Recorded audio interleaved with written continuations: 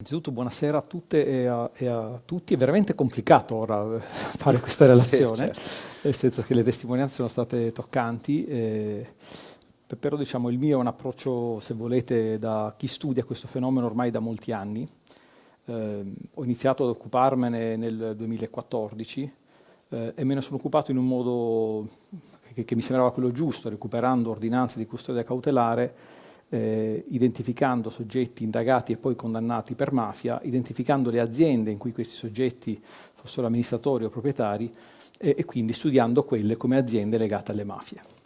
E ho iniziato a farlo con prevalenza sul centro-nord Italia, perché per un motivo molto semplice, perché noi tutti quanti abbiamo una percezione diretta, netta, anche se le testimonianze fanno capire quanto è difficile da lontano avere una percezione netta, che le mafie, noi avevamo convinzione che le mafie fossero presenti al sud, le mafie sono presenti nel nord Italia e questo era il punto delicato. Sono presenti nel nord Italia, sono presenti ovunque nel mondo, nel senso che voi pensate che il primo codice di affiliazione all''ndrangheta all'estero è stato trovato nel 74 a Toronto, quindi non è un fenomeno nuovo. E quindi sono presenti in tutti i paesi sviluppati.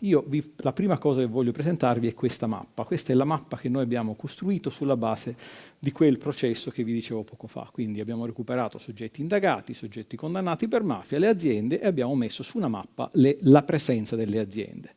E qui vedete una cosa chiara, abbiamo studiato anche la Calabria, il sud Italia è il resto del sud è grigio perché stiamo completando la raccolta dati, insomma. Però il punto fondamentale è molto semplice, le mafie sono presenti nel nord Italia e ci sono 3 regioni particolarmente interessate, Lombardia, Emilia-Romagna e Veneto. Quindi non è un fenomeno che riguarda un altro posto, è un fenomeno che riguarda il luogo dove noi viviamo. Ovviamente facciamo fatica spesso a riconoscere la presenza delle mafie, anche se la testimonianza e lo spettacolo legato ad Aspide fa capire come sono qui presenti in modo abbastanza forte, serio, però abbiamo una difficoltà a comprenderlo e queste aziende sono aziende che non si distinguono dalle altre, hanno una dimensione media che è abbastanza allineata alla media delle aziende presenti in questi territori, operano in tutti i settori produttivi e se c'è un elemento che caratterizza il Veneto rispetto al centro-nord d'Italia è che c'è un numero di aziende che operano in ambito consulenza particolarmente spiccato. Dopodiché nel manifatturiero, per fare un esempio, a livello nazionale sulle aziende pulite le aziende manifatturiere sono quasi il 7%, quelle criminali che abbiamo identificato sono il 10%. Quindi fanno tutto, non pensate che le aziende legate alle mafie siano piccole, facciano trasporto, movimento terra, siano attive nell'edilizia e poco altro. Fanno tutte le attività possibili e immaginabili, nessuna esclusa.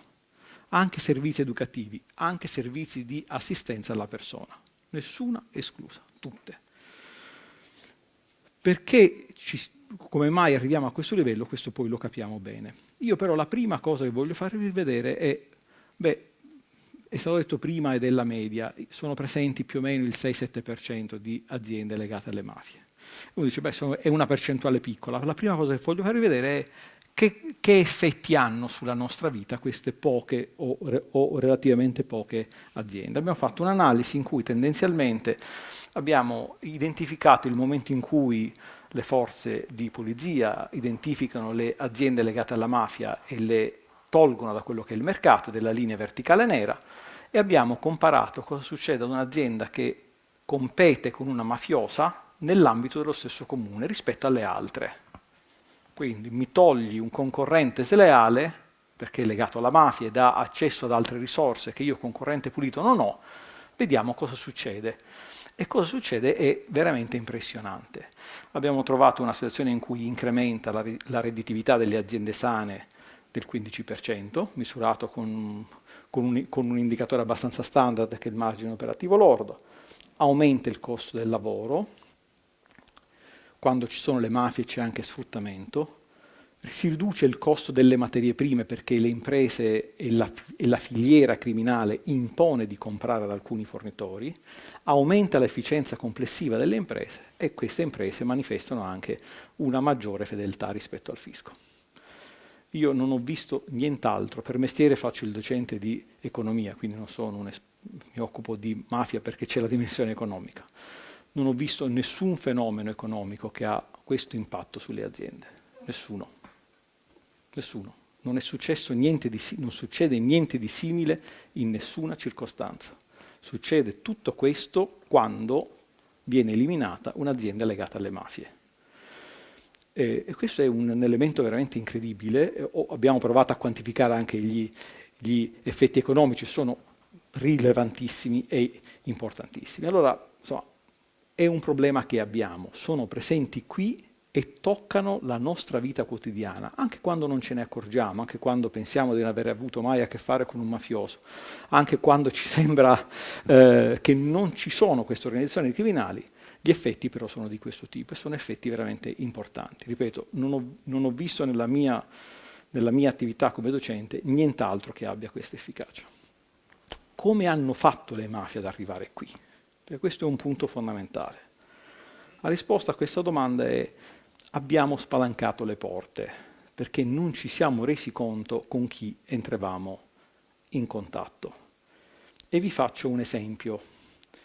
Questo esempio è un locale di 'ndrangheta. La 'ndrangheta ha delle divisioni, delle attività delle divisioni, che si chiamano locali, e vi faccio un esempio di un locale di 'ndrangheta nel nord Italia. Io ho modificato i numeri, non è riconducibile, non è mio interesse fare nomi perché la mia è un'attività diversa, però ci tengo a farvi vedere questo esempio che credo sia molto illuminante. Non dobbiamo mai dimenticare che sono nate intorno alla metà dell'Ottocento, quindi hanno 170 anni di storia, si rigenerano, hanno 170 anni di storia, pensate quante cose sono cambiate e le mafie sono ancora attive, e hanno una capacità, hanno una struttura unitaria in cui separano le attività illegali da quelle apparentemente legali, e questo diventa il meccanismo con cui entrano in contatto con noi. Questo è un esempio in cui ci sono 7 capi, 15 organizzatori, 10 partecipi, e la struttura verticale, potremmo dire i dirigenti, i quadri e gli impiegati, una struttura organizzativa verticale come se ne vede in molte altre circostanze. E cosa fanno i capi? La risposta è semplice: 1 è il boss, 3 si occupano di attività lecite, fanno solo attività apparentemente lecite, e 3 fanno attività illecite. Quindi quelli che interagiscono con noi non fanno attività illecite, si presentano a noi con dei ruoli formali puliti. Sono imprenditori, possono essere ingegneri, possono essere avvocati, possono essere autori commercialisti, programmatori, software, consulenti, hanno questa caratteristica, però appartengono alla stessa struttura organizzativa, e il giorno in cui serve il ricorso alla violenza, per loro non è difficile recuperarlo, perché gli altri 3 fanno l'attività illecita. Estorsioni, minacce, usura, droga, tutto quello che noi conosciamo. Questa distinzione, questa separazione tra attività lecite e attività illecite, noi la troviamo a livello di capi, la troviamo a livello di partecipi e a livello di organizzatori. L'interazione con la società civile avviene attraverso dei canali, cioè con noi, che non abbiamo nessuna voglia di per sé di entrare in rapporto con la mafia, avviene attraverso dei canali che ci rassicurano, salvo che il legame con la parte più violenta è diretto e immediato. Il boss di questo locale, per mestiere ufficialmente, era il presidente di un'associazione culturale. Questo è il suo mestiere ufficiale. Questo è nel nord Italia, questo è un locale di 'ndrangheta nel nord Italia. Ne hanno identificati uno in Veneto poco tempo fa, uno in Trentino poco tempo fa, 23 in Lombardia, ma perché le indagini sono partite molto prima, e sono sparse un po' in giro per l'Italia. Quindi diciamo la presenza in ambito economico avviene tramite soggetti che non svolgono attività considerate illecite. È una presenza che non desta preoccupazione. E a questa presenza che non desta preoccupazione sono gli imprenditori spesso che si rivolgono sperando di avere un vantaggio. E il vantaggio è: smaltisco rifiuti a basso prezzo, ho manodopera che costa poco, posso acquisire capitali, mi serve fare recupero crediti, trovo e penso di poter sfruttare la mafia a mio vantaggio. Questo è la fine dell'attività economica ed è il disastro più completo, come abbiamo visto prima in quell'opera teatrale rappresentata benissimo. Questo è il nostro punto delicato. L'imprenditore di prima è stato avvicinato, gli hanno chiesto il pizzo, lui ha detto di no. Qui la cosa preoccupante, ed è fondamentale che se ne parli, è che sono gli imprenditori che si rivolgono alle mafie, chiedendo dei vantaggi. Un'indagine importante che ha riguardato il Veneto, c'è un imprenditore di Verona che ogni settimana chiede a un imprenditore dell''ndrangheta di dargli 100.000 euro contanti e lui gli fa un bonifico di 102.000 euro a settimana. Un anno a 54 settimane vuol dire accumulare più di 5 milioni di euro di nero. Quello dell''ndrangheta era seduto, aspettava che qualcuno lo chiamasse ed è arrivato. In altre indagini importanti nel Nord Italia ci sono imprenditori che si rivolgono per chiedere dei servizi. Importantissima un'indagine in Toscana di poco tempo fa, potete cercarla con Google, l'indagine Cheo è un consorzio della Concia delle Pelli che si rivolge a un imprenditore legato all''ndrangheta per fare trasporto e smaltimento di rifiuti a prezzo basso. Però quando il prezzo di mercato è 60 euro e io lo pago 15, mi deve venire in mente che quello è sbagliato. Quando mi chiedono di fare una fattura falsa, quello non si deve fare. Perché può sembrare niente, può sembrare un elemento banale, ma tanto perché me lo chiede un collega, si avvicina un ingegnere per chiedervi qualcosa, si avvicina un commercialista per chiedere una fattura falsa, si avvicina un altro imprenditore per chiedere, però quello è l'inizio di una valanga che travolge molte attività economiche, creando un disastro che è incredibile. È uno strumento di mimetismo questo, che però ha ripercussioni veramente sostanziali. Cerchiamo di capire i modelli operativi. I vari gruppi criminali, detto prima in modo molto bene, hanno ormai saldato fuori dalle regioni di origine una sostanziale alleanza per sfruttare le due piattaforme che sono veramente essenziali, quella logistica e quella finanziaria. Quella logistica perché loro hanno chiaramente nel traffico di droga uno dei canali di arricchimento più importanti. Quindi gli serve la logistica per trasportare droga e gli serve la logistica per ritrasportare contanti nei paesi che il contante lo accettano senza guardare e senza farsi problemi. E non sono lontani da noi, perché Montenegro, Austria, Germania, Olanda, il contante gira in modo abbastanza libero.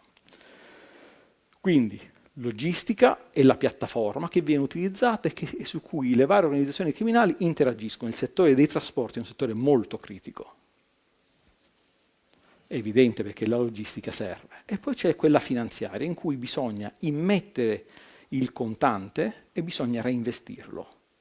Anche nell'ambito della finanza i gruppi criminali cooperano senza particolari problemi. Il reimpiego, come lo reinvesto, avviene tramite un meccanismo di falsa fatturazione. È lo strumento chiave utilizzato, perché i soldi vanno da una banca all'altra banca, sono puliti, arrivano su un conto corrente ed è tranquillo il risultato che loro hanno. Mentre l'immissione necessita di due dimensioni, viene fatta utilizzando due canali diversi. Uno, quegli ambiti in cui la normativa è meno restrittiva, e in Italia abbiamo tutte le ditte individuali e le società di appunto persona che hanno dei vincoli normativi più bassi, e lì è un canale. Ovviamente questo non vuol dire che bisogna per forza dappertutto fare controlli elevati, però questo è importante saperlo, è un vincolo, è un tema delicato, e i paesi che nell'Unione Europea consentono l'utilizzo di quello che è il contante. Per cui il camion che mi trasporta la droga da Amsterdam in Italia arriva in Olanda con i contanti o con i lingotti d'oro. Quei lingotti d'oro e quei contanti vengono depositati e quella banca in Olanda, in Germania, in Austria mi dà una garanzia ad un'impresa qui che acquista un mutuo. Magari è un'azienda neocostituita, per cui però quel mutuo ha un deposito, restituisco il mutuo e ho i soldi puliti. Ce li ho puliti, reinvesto. Reinvesto in attività lecite, perché non dobbiamo mai dimenticare un dettaglio fondamentale. L'arricchimento è un obiettivo di queste organizzazioni criminali, ma il potere è l'altro elemento. C'è un'intercettazione telefonica importante in un'indagine che è l'indagine Emilia, che ha riguardato, diciamo, l'Emilia-Romagna, Reggio Emilia, ma ha riguardato Verona, ha riguardato Mantova, insomma ha riguardato anche il Veneto, perché la Cosca Grande Eracri, che è quella toccata in Emilia-Romagna, in realtà ha molte propaggini in Veneto, in cui questi due mafiosi sostanzialmente a un certo punto dicono i nostri obiettivi sono due, A pila e A potenza, questo è il termine che usano. A pila sono i soldi, la potenza è il potere, la capacità di condizionare, quindi l'elemento del reinvestimento è essenziale per loro, perché reinvestire vuol dire condizionare la nostra vita. E noi non dovremmo permetterglielo, perché non è un bel condizionamento. Quindi il meccanismo è abbastanza semplice, lo spiego qui bene, quindi immetto le risorse del circuito economico utilizzando quei livelli a basso elemento di appunto controllo, le risorse le trasporto mediante falsa fatturazione e le investo in attività economiche. Perché questo è preoccupante? Perché quando qualcuno si avvicina e ci chiede di fare qualcosa che non è proprio lineare e la falsa fatturazione rientra in questo, dove magari la sensibilità è più blanda, in realtà stiamo agevolando e avvantaggiando queste strutture e queste organizzazioni. Quindi pensate, il meccanismo è molto semplice, io ho un traffico di droga, i porti fondamentali in Europa sono Anversa e Rotterdam, in Italia abbiamo anche chiaramente Gioia Tauro, Livorno, anche Civitavecchia, Genova, insomma, però diciamo, Anversa e Rotterdam sono i due porti principali. Il contante lo utilizzo in Germania e in Olanda per acquistare delle attività economiche, queste attività economiche con i soldi sporchi, queste attività economiche acquistano da imprese localizzate in Italia legate alle mafie, pagano bonifico bancario pulito, i soldi sono rientrati in Italia puliti e pronti per essere impiegati in qualunque attività. Ecco che il legame, la droga e le attività economiche lecite non sono distanti, sono unite con un grado di separazione basso.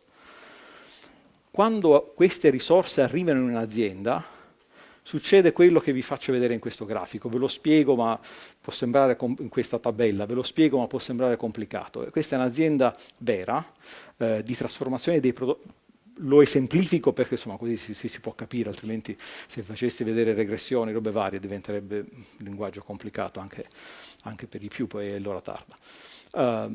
La prima colonna è l'anno, questo è chiaro, la seconda che voi vedete, quella colonna che si chiama rotazione degli investimenti, vuol dire quanti euro di fatturato faccio con un euro di investimento e vedete fino al 2012 è abbastanza tranquillo, investo un euro, faccio un fatturato di un euro. Un'azienda industriale più o meno funziona così.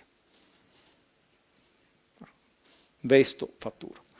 Vuol dire che il totale attivo, il totale degli investimenti che ho è uguale più o meno al fatturato che devo generare.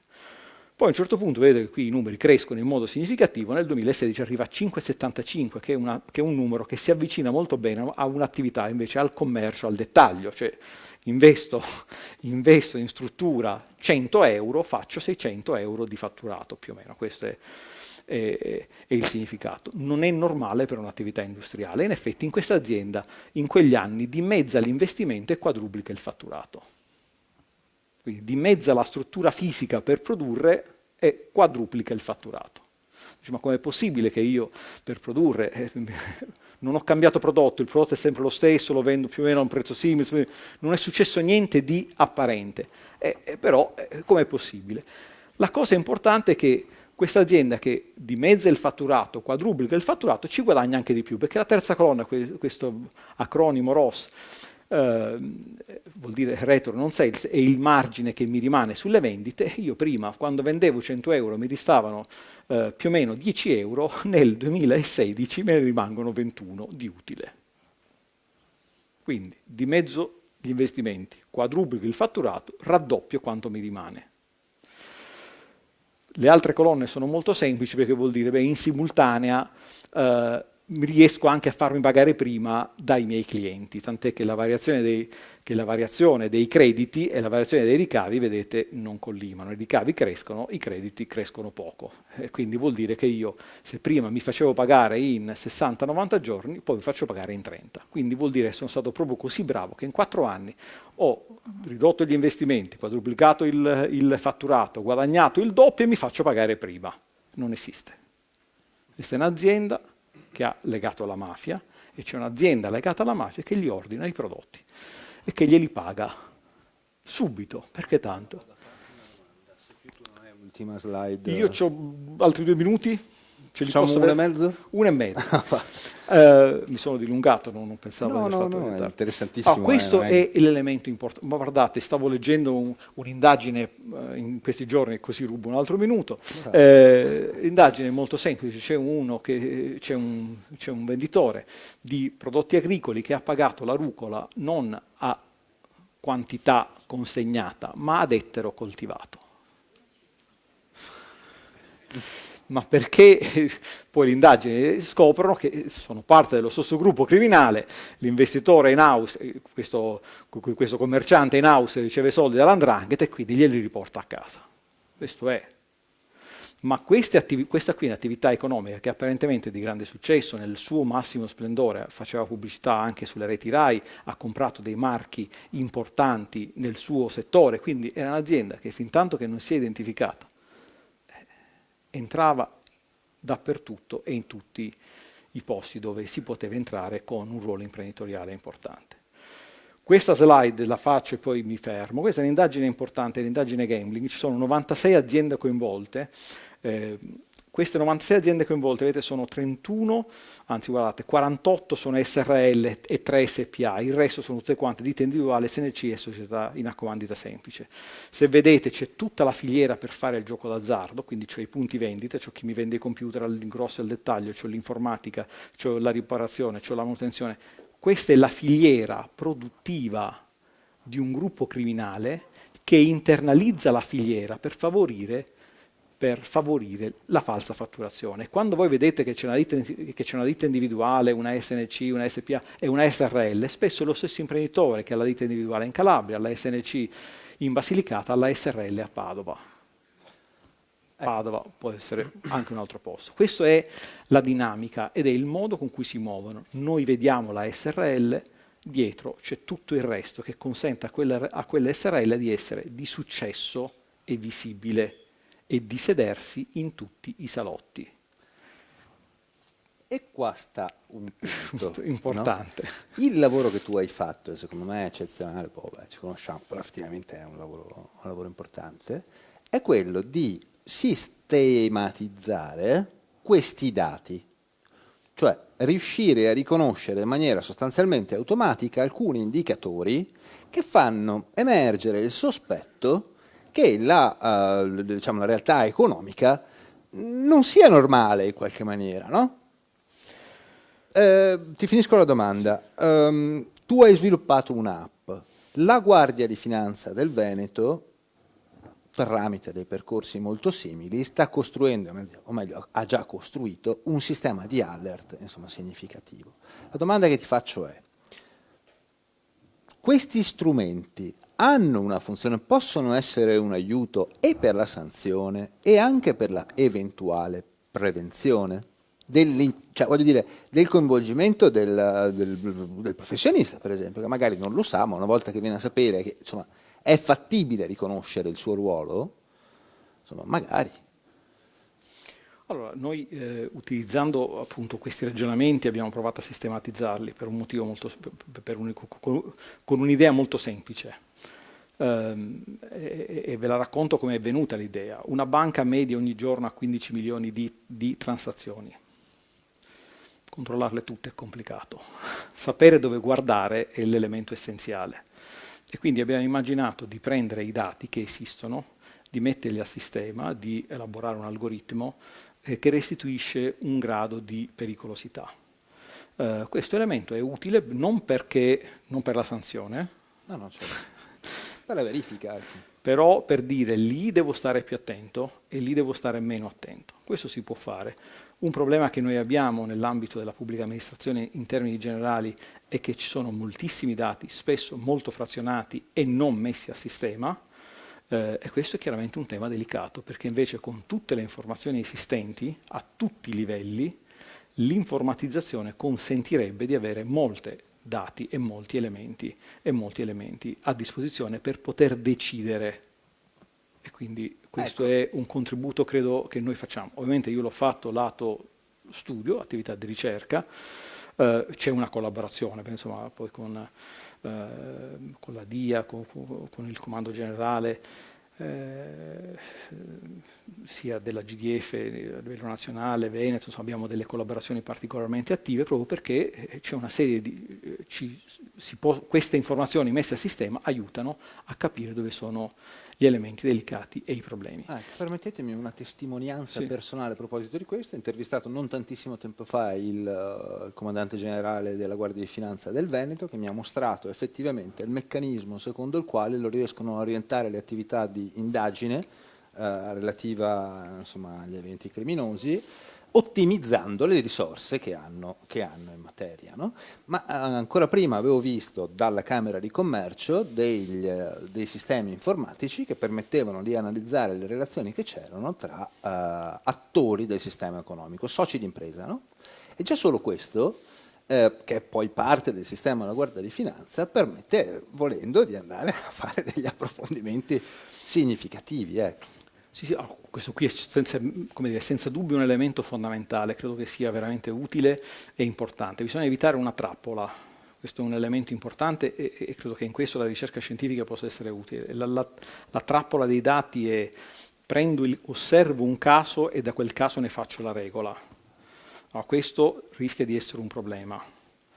Osservo un caso, lo confronto con i casi invece puliti e da lì estrapolo delle regole, questo è un vantaggio notevole. Vi faccio un esempio molto semplice su cui è facile. Noi spesso gli aneddoti ci dicono che se una società cambia spesso assetto proprietario allora ci può essere un sospetto. In realtà se uno compara il cambiamento di assetto proprietario delle imprese legate alle mafie con quelle pulite, la differenza non è significativa. Allora è vero che quelle delle mafie cambiano, ma cambiano anche le altre e quindi se guardo quella della mafia mi rendo conto guarda, l'assetto proprietario è cambiato frequentemente, allora è mafiosa. No, quindi i dati bisogna utilizzarli sempre in modo molto attento perché altrimenti possono anche essere una trappola in cui noi guardiamo un elemento, concludiamo che quella cosa è così e ne facciamo una regola generale. Invece è un'osservazione puntuale che prima di essere generalizzata ha bisogno di molte analisi, di molta attività.